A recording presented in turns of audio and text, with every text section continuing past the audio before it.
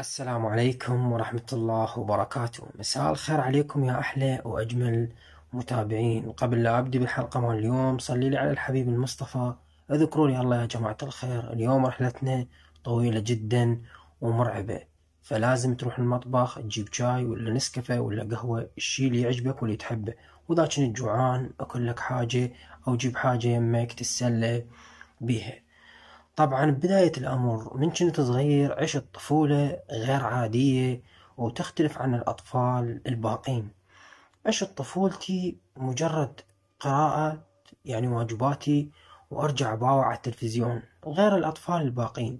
معروف الأطفال الباقين من يرجعون من مدارسهم يطلعون برا يلعبون كورة، يعني اللي هي الطوبة أو غير أمور ثانية، الألعاب الشعبية المعروفة. أنا كنت لا، ما ألعب هذين اللعبات وما أطلع وياهم.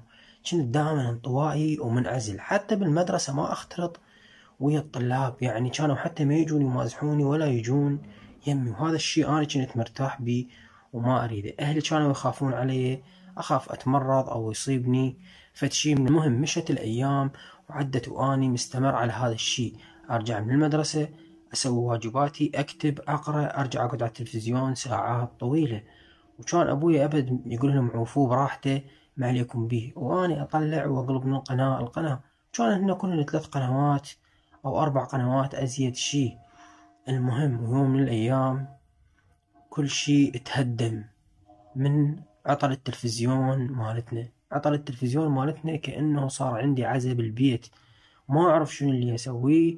انهارت أفتر يمنى ويسرى، فسمعت والدي ووالدتي تقول له لا تصلح التلفزيون على مود يطلع يلعب ويا الأطفال لا يتمرض ويصير بيه توحد، لأن 24 ساعة قاعد على التلفزيون وبس يقرأ. كانوا خايفين علي. توسلت بأبوي يسويه، وهو كان يقول لي يوميا باكر أسويه، باكر ترجع من المدرسة تلقاه متصلح.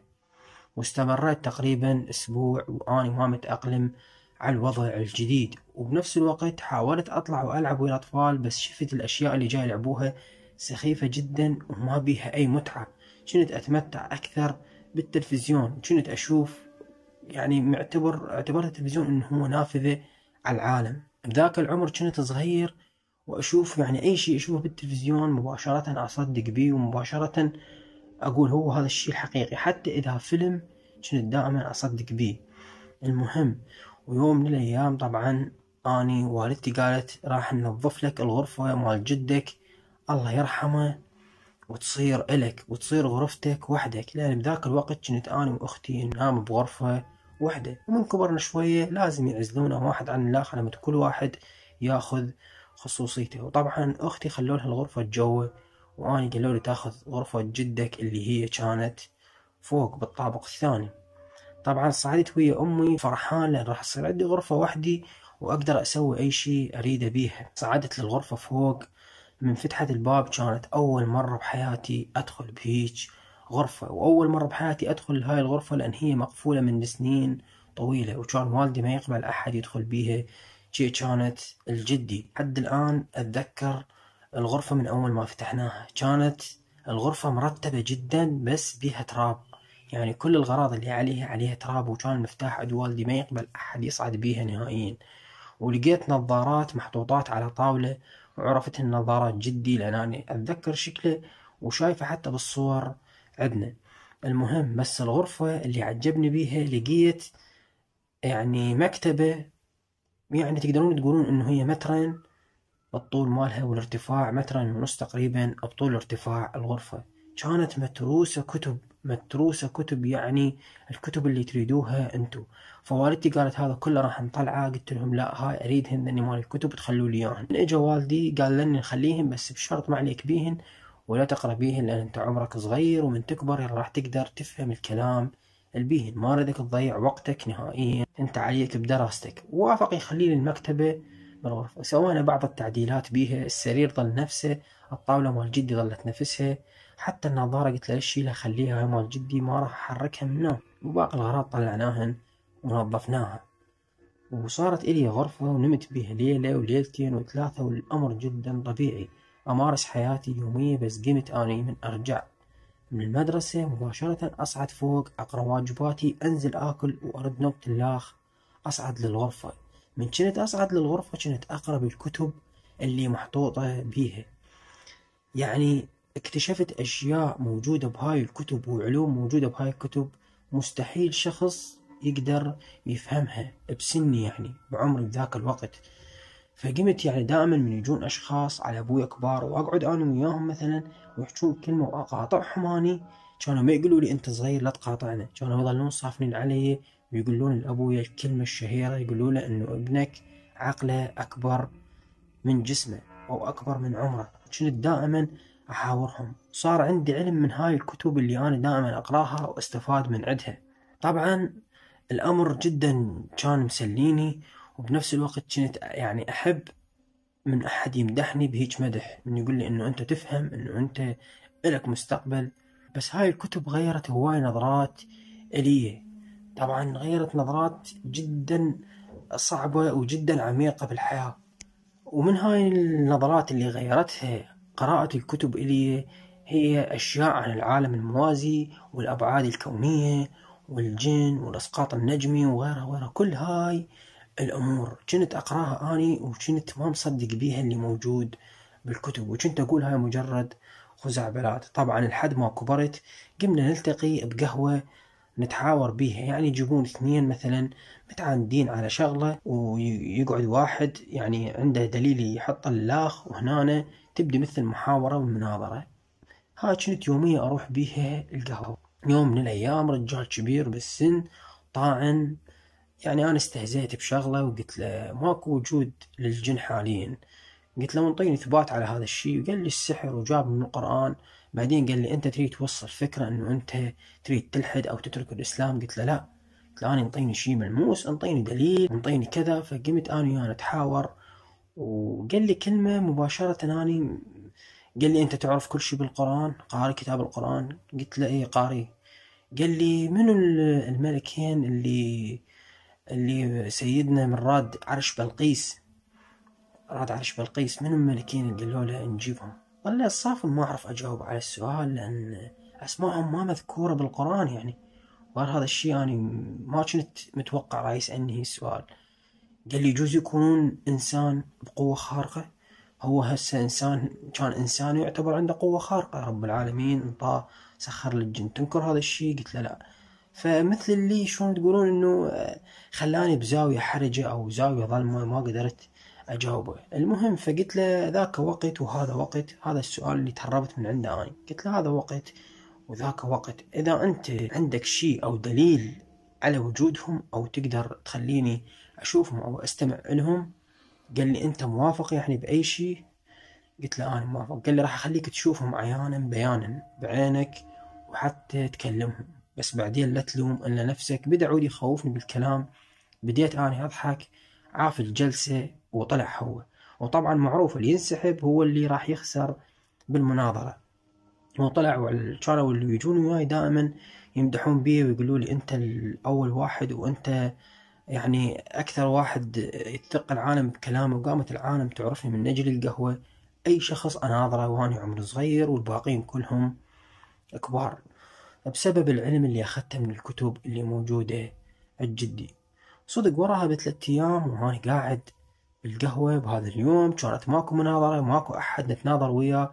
دخل هذا الشايب العجوز نفسه للقهوة، ومباشرة اجى علي متجه. كانوا قاعدين يمي أصدقاء اثنين إلي، قعد على الطاولة بدون حتى ما يقول يعني مثلا أنا راح أقعد. قعد وكان مد إيده، كان شايل جنطة وياه صغيرة، مد إيده بالجنطة وطلع كتاب من هاي الجنطة.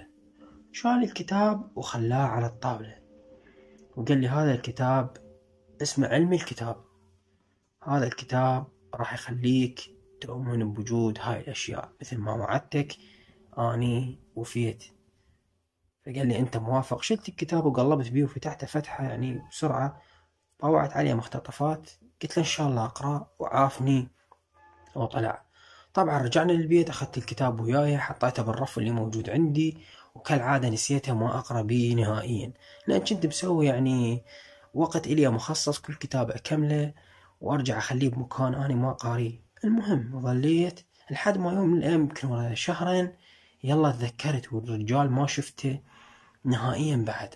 تذكرت الكتاب اللي انطاني اياه، فقلت لازم اروح واخذ لي نظرة عليه. طبعا قعدت وكانت الساعة تقريبا 12:30، وانا كنت متعود اقرا للثنتين او 3 وبعدين انام. كانت الساعة 12:30، لزمت الكتاب وفتحته من النص وبديت اقرا بيه من نص الكتاب. كلمات غريبة، اشياء جدا غريبة بيه، رسومات اول مرة اشوفها، ما مرت علي بالكتب اللي موجودة كلها. كلمات ما افهمها نهائيا، جمل افهمها جمل ما افهمها. هذا كان محتوى الكتاب. والكتاب كان يعني مو كبير، وإنما يعني متكون من 265 صفحة. فقلت ما راح أقرأ بعد، أريد أنام. فظليت أقلب بالكتاب، قلبت للآخر صفحة، والوقت كله اللي أنا يمكن استغرقته قد 10 دقائق، ما منتبه حتى على الساعة. قلبت الكتاب، شفت آخر صفحة، قال لي ما راح تفهم من الكتاب شيء إذا ما تقرأه من البداية إلى النهاية وبكل تمعن، وتكون أنت رايد تقراه، مو إجباري عليك. وراها راح تنفتح لك أبواب وأسرار وتكشف أمور. طبعا أنا مباشرة سمعت صوت الأذان، تفاجأت شلون مشى الوقت. أنا ما قرأت شي بالكتاب، يعني بس أقلب بالصفحات. قمت ورحت نمت. كانت الوضعية جدا طبيعية، ماكو أي شي. قعدت الصبح، كملت دوامي، رجعت للبيت والأمر جدا طبيعي. الروتين اليوم رجعت، فبالليل ما أعرف شنو اللي جاني، قلت خلي أقرأ الكتاب من البداية. وصدق قمت أقرأ من الكتاب، بس كانت هالمرة الساعة 10:00، أول مرة أنا أقرأ الساعة 10:00. بديت بالكتاب من الساعة 10:00، ظليت أقرأ بيه أقرأ بيه أقرأ بيه لحد ما أجت الدنيا الصبح. سمعت آذان الفجر وأني استمريت بالقراءة بدون توقف، وبتمعن تام أريد أفهم شنو اللي مكتوب بيه. ما أخفي عنكم السر أنه أني الكتاب جدا شدني بالكلام اللي مكتوب بيه، إذا كان صدق أو إذا كان كذب. المهم ظليت أقرأ وما حسيت نفسي إلا 10 بالليل يلا خلصت الكتاب. طبعا الكتاب أنا أقدر أخلصه بوقت أصغر من هذا، بس ردت يعني أخلص الكتاب بهذا الوقت، وكانوا حتى أهلي ما يدرون بي، أنا بعدني بالغرفة عبالهم طلعت وما جاي. المهم لما كملت الكتاب الساعة 10 نزلت، لقيت أهلي يعني بعدهم موجودين، قالوا لي إحنا عبالنا أنت برا. قلت لهم أنا اليوم أبد ما طلعت. نزلت قلت لهم جوعان وعطشان، أكلت وشربت ورجعت فوق أريد أنام لأن تعبان جسمي جدا ومنهك.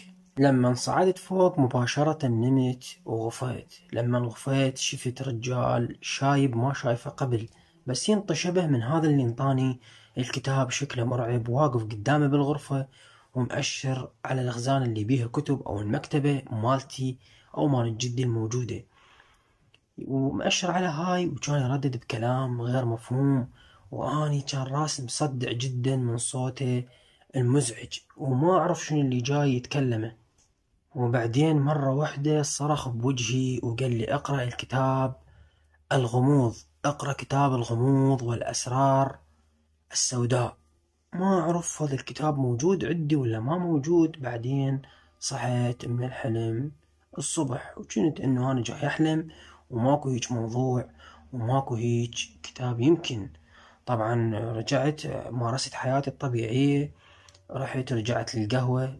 بيوم اللي رجعت للقهوة اجى الشخص نفسه قال لي خلصت الكتاب، وكان يضحك ومبتسم. قلت له لا، يعني انا بس قلت له لا، انه اريد اشوف شنو اللي راح يقول، لان خفت ياخذ الكتاب من عندي وانا الكتاب شادني واريده، على الاقل قلت استنسخه. قال لي لا انت خلصت الكتاب، وكان يطلع كتاب ثاني قال لي هذا الكتاب لازم تقراه وياه، ما يصير تقراه وحده.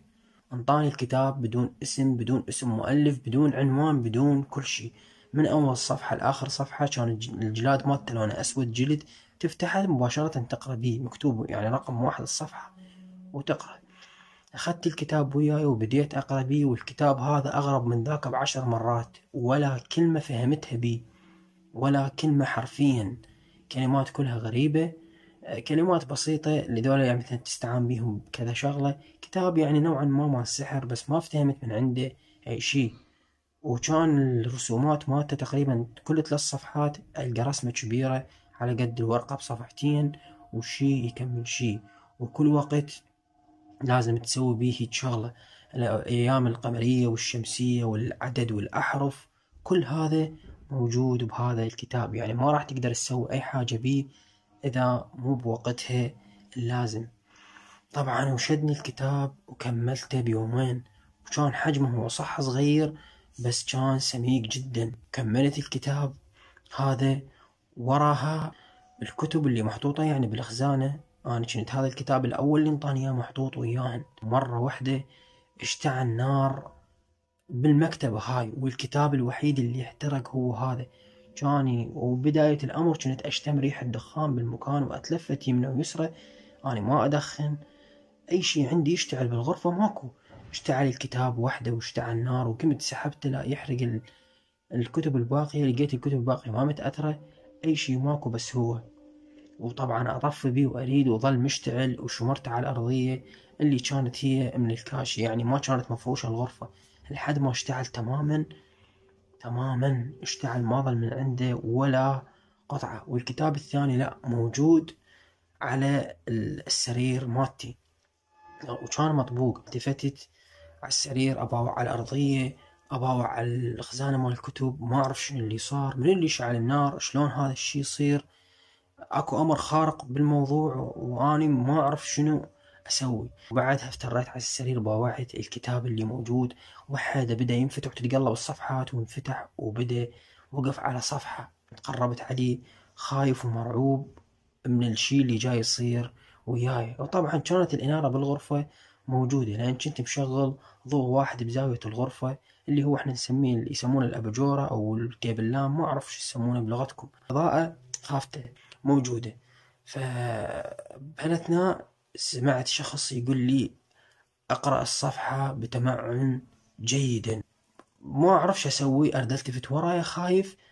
المهم التفتت ورايا مرة واحدة، شفت رجال عجوز كبير بالعمر قال لي أقرأ الصفحة، واختفى من قدامي. انرعبت، حسيت نفسي مشلول ما أقدر أتحرك. رحت مباشرة دخلت بالفراش، ووراها مثل السبات غفيت وما لحقت حتى هزم الكتاب بيدي واقرأ. شنو اللي صار ما أعرف. قعدت الصبح منهك تعبان كأنه مار بيوم من العمل الطويل. قعدت الصبح ما قدرت أداوم، نزلت جوه، أكلت، شربت شاي، ووراها صعدت فوق قلت راح أقرأ الصفحة اللي قال لي عليها. لقيت الكتاب محطوط على الطاولة من نظارات مال جدي ومفتوح على الصفحة نفسها. طبعا قمت أقرأ بهاي الورقة اللي قال لي تقراها بتمعن. ظليت أقرأ بيها، وكل ما أوصل للنهاية مالتها مكتوب تعاد مرة أخرى، تعاد مرة أخرى. ظليت أقرأ بيها كأنه شخص مجنون، أكمل الصفحة وتعاد مرة أخرى، تعاد مرة أخرى، لحد ما مرة واحدة الكتاب موجود قدامي انطبق واحدة، انطبق واحدة وانسد الكتاب. وقمت أريد أفتح الكتاب كأنه حديد، كأنه قطعة واحدة وانطبق ما يقبل ينفتح نهائيا. ومرة واحدة ظليت أردد بالكلام اللي جاي يقوله وأهتز بصورة غريبة، كأنه جسمي قطعة واحدة وواحد جاي يهزني. وأردد بالكلام اللي كان مكتوب بالورقة. والكلام اللي كان مكتوب بالورقة يعني كلام هواي، بس من ضمنه يعني احضر احضر احضر. وهاي الكلمة كنت أردد بيها بقوة مو طبيعية. شلون أهلي ما جاي يقعدون من قوة صوتي ما أعرف. وبعدها حسيت دخان بالغرفة من المكان، كأنه حريق، كأنه قنبلة دخانية ما ينوصف الدخان. قمت ما أشوف أي حاجة. شفت اثنين اجوي ودخلوا علي للغرفة. من دخلوا علي للغرفة كنت أشوف بس خيالهم من الدخان. كانت هيئتهم كهيئة بشر بس شوية شكلهم يختلف. واحد لزمني من ايدي اليمنى وايدي اليسرى، وكنت اشتم ريحة بالمكان ما تنوصف نهائيا وما اقدر اوصفها، لان اذا اقولكم ريحة قذرة هاي قليل بحقها. وبعدها سحبوني وما اعرف وين رحت. صارت الدنيا ظلام بظلام. انسحبت ورحت المكان ثاني ما اندله، وزمن ثاني وبعد ثاني ما اعرف وين اني. بس اشوف ناس موجودين، والناس اللي موجودين بهذا المكان كلهم شكلهم غريب. يعني ما شفت واحد شكله مو غريب، يعني أشوف واحد جدا طويل ألقى ارتفاعه فوق 2.5 متر أو 3. كنت بس أنا الشخص الوحيد اللي أشوف نفسي طبيعي، لو أشوفهم أقزام بس ما حد يحاكيني نهائيا. وقمت أمشي بالشارع أمشي بشارع جدا طويل، أمشي لحد ما لقيت بيت، أو تقدرون تقولون مو بيت، إنه مثل الكوخ، يعني بيت جدا بسيط وبدائي. كانت مرسومة على الباب شكل النجمة السداسية. طبعا مرسومة النجمة السداسية اللي شدتني وخلتني أوقف قدام الباب وأباوع، لأن هاي النجمة السداسية أنا شفتها بالكتب اللي قرأتهن أكثر من مرة وأكثر من صفحة، وصغيرة وكبيرة، وانتبهت على الكلام اللي مكتوب بيها، نفس الكلام اللي كنت أقرأه بالكتب. ما أعرف شنو اللي خلاني أروح أدق الباب. ظليت أدق بالباب وماكو أحد. ورا شوية النوب سمعت صوت خطوات جاية من داخل البيت، كأنه شخص جاي يمشي ويعني يسحب برجله سحب. وصل وفتح الباب. كان كبير بالعمر جدا وطاعن. باوع علي. أول ما باوع علي قال لي الكتاب جابك بهالكلام هذا، وقال لي طب جوا. دخلني لي جوا للبيت مالته، دخلني لي جوا للبيت. ولما دخلت البيت قعدت هناك، ما أعرف شنو اللي أسوي، ما أعرف منين أبدي، لأن أنا أصلا شلون جيت لهنا ما أدري. فقلت له هم جابوني، قمت أحكي كلام ما متوازن ما مربوط نهائيا، كلامي بدون ربط بذاك الوقت وبهيج الساعة. قال لي شنو اللي تريده أنت؟ قلت له أنا ما أريد شي، وأنا ما أعرف شنو اللي جابني هنا، وأريد أعرف أنا وين. المهم ابتسم وابتسامة جدا غريبة ومزعجة بنفس الوقت. قال لي أنت هنا بأرضنا، وأنت اللي استدعيتهم في سبيل يجون وياخذوك المكانهم، وأنت هسه بأرضنا، وأنت هسه تحت سابع أرض. من رفعت راسي وباوعت كان ماكو فوقاي سما، صخور بصخور، كأنه قاعد بمكان أو كهف، بس مكان جدا كبير وضخم. بنفس الوقت هذا البيت اللي قاعد بيه أنا كان ما بيه سقف مفتوح. منذهل من الشي اللي صار، ما أعرف. قال لي تدري هسه أنت إذا طلعت من هذا الباب راح تتمزق وتصير أشلاء. ما أعرف ليش إجا يقول لي وشنو اللي وصلني هنا، أنا ما أدري. قلت له زين أنا وين؟ يعني هسه أنا وين حاليا بالمنطقة الجغرافية؟ أنا وين؟ أريد أعرف أنا وين، بيا بلد أو بيا مكان. باوع عليه قال أنت هسه ببعد ثاني غير اللي البعد اللي أنت بيه، هسه أنت ببعد موازي آخر. قلت له شنو اللي يخليك أنت تساعدني؟ قال لي كل شخص يجيب الكتاب يدلي عليه تلقائيا يجي لهذا المكان. أنا ما ساعد أحد بدون أي شيء. قلت له يعني شنو اللي أسويه أنا في سبيل الساعدون؟ شنو هسه المطلوب من عندي؟ شنو المطلوب من عندي؟ أنا مجرد قرأت كتاب للفضول. قال لي لا، أنت قرأت الكتاب بتمعن وكل كلمة بيه حفظتها تقريبا. هنا اجى الدور انه انت اكتشفت اسرار عالمنا. قلت له الكتب موجودة بكل مكان، ويقدر اي شخص يعني يفتح الكتاب ويكتشف اسرار. قال لي لا، مو مثلك انت اكتشفت اسرار جدا عظيمة، وعرفت تفتح الشفرات والالغاز الموجودة بالكتاب. وصدق انا هيك، لان بسبب القراية القديمة اللي عندي صارت عندي معلومات جدا كبيرة. يعني مو كل شخص يلزم له كتاب ويقرأ راح يفهم معناه. نوبات تجي تلقى كلمة ما راح تعرفها شنو، تدخل تدور عليها بالانترنت تلقى لها آلاف المعاني. أنا كنت بذاك الوقت لا أعرف الكلمة شنو معناها. كان المطلوب من عندي أمر واحد، إنه أني راح أرجع، يعني بعد ما أبقى بهذا العالم الموازي أرجع العالم الطبيعي. قال لي أنت لازم تخلي العالم ما تصلي، أنت لازم تخلي العالم تكفر. قلت له زين ليش ما نصلي؟ هي عبادة، جاي نعبد رب العالمين. طبعا لا عصب مني ولا قال أي شيء. قال أنتو مو عبيد، أنتو انخلقتوا، ولازم كل شخص يتعب بعدين ويموت ويرجع للأرض وينخلق غيره، ويرجع للأرض وينخلق غيره، وتستمر الحياة. نار ماكو، جهنم ماكو، بهالكلام هذا. طبعا ظليت يمهم فترة جدا طويلة، ما أعرف إيش قد ما تنحسب. ويوميا ياخذني الأماكن ويعرفني على أشكال مال الجن، يشوفني الأشكال مال الجن، ويقول لي الجن يتشكلون بصور عديدة. يقول لي بس هذا الشكل اللي تشوفه هسه مال الشخص هذا أصلا جن، وهو هذا شكله اللي يتجسد بيه دائما، بس مو شكله الحقيقي. وكان يسولف لي كائنات على شكلهم الحقيقي، وأكثر كائنات كانت مقززة ومرعبة هي كائنات الحمام، اللي قال لي عليهم جدا ضعاف وما يقدرون يسوون أي شيء إلا بحالة واحدة، إذا تلبسوا بأي شخص وخليتهم يخرجون من الحمام للبيت يقدرون كل شيء يسوون، حتى يحرقون ويقتلون. من ضمن الأسرار اللي اكتشفتها هناك إنه ماكو وجود الشيء اسمه الرب، وهذا الشيء مو أنا اللي أمنت بيه، بس هم اللي كانوا يسووه. يعني كانوا يجيبون شخص يقولوا لي، كانوا يعني يوهموني بيه، يقولوا لي شوف هذا الشخص هسه قدامك هذا من عالمكم انسي. كنت حاكيه ويقول لي أنا إنسان. يجون يقطعون راسه بالنص ويردون يرجعوه، يقولوا لي هاي يسموها قدرات خاصة، وانت هسه صارت عندك قدرات خاصة. قلت له شنو القدرات اللي صارت عندي؟ قال لي القدرات اللي صارت عندك هي انه انت راح يصير كلامك مسموع بين الناس كلها، وإلك جاه والعالم كلها تخاف من عندك. انت راح تصير معجزة الزمن بعد ما ترجع. اتعلمت امور جدا مرعبة وجدا مخيفة وما تخطر على بال اي شخص.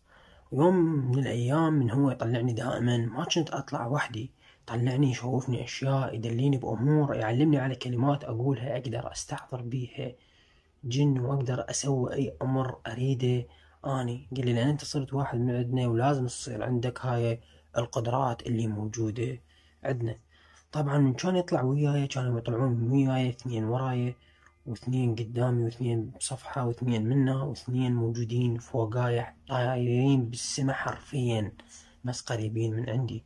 وهو كان يمشي بالمقدمة ويعلمني هذا الكلام. لما كنت أسأله أقول له ذولا منو اللي موجودين، يقول لي ذولا بس واحد من عندهم ينسحب، انت راح تتقطع أشلاء، لأن بعدهم ما متأكدين من عندك انه انت تريد تصير واحد من عندنا. لو انت جاي تسايرنا لان احنا الشي بقلبك ما نعرف بيه نهائيا. بعد ما تأكدوا من عندي انه انا 100% خلص وافقت بهذا الشي وكنت مقتنع قناعة تامة، قالوا لي راح ترجع. دخلت للبيت نفسه ويا هذا الشايب. لما دخلت للبيت رسم دائرة بالأرض، ورا ما رسم دائرة بالأرض جاب مرايا جدا كبار وخلاهن بأربع اتجاهات إلي. طبعا كنت وين ما أفتر أشوف وجهي بالمراية، وكان الكلام كل مراية كسع يختفي شكلي من عندها يطلع شكل ثاني، ويقول لي لا تدخل بالعهد.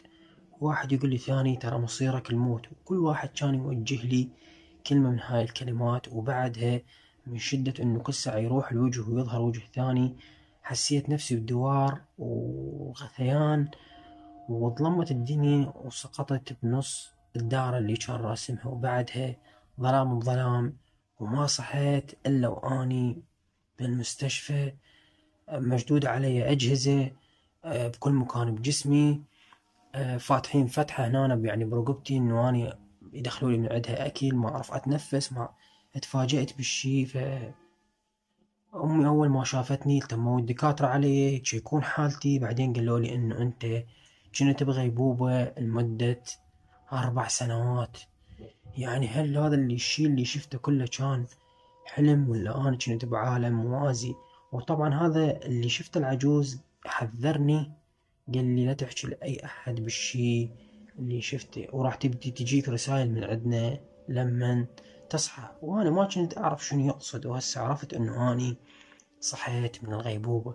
وأنا لما كنت بالغيبوبة كنت بعالم موازي ثاني غير العالم اللي موجودين احنا بيه. كانت الطبيعية ورا تقريبا 10 أيام بعد ما كانوا أهلي فرحانين بي والأقارب كلها، بعد ما كانوا مأيسين من عندي، وحتى الدكتور قال لهم ارفعوا عنا الأجهزة وخلي يموت ورحموه، لأن كان جسمي جدا هزيل وضعيف. المهم صرت زين، استجمعت قواي، كل كلمة كنت أتعلمها موجودة ظلت ببالي وأعرفها ومحفورة بدماغي حفر.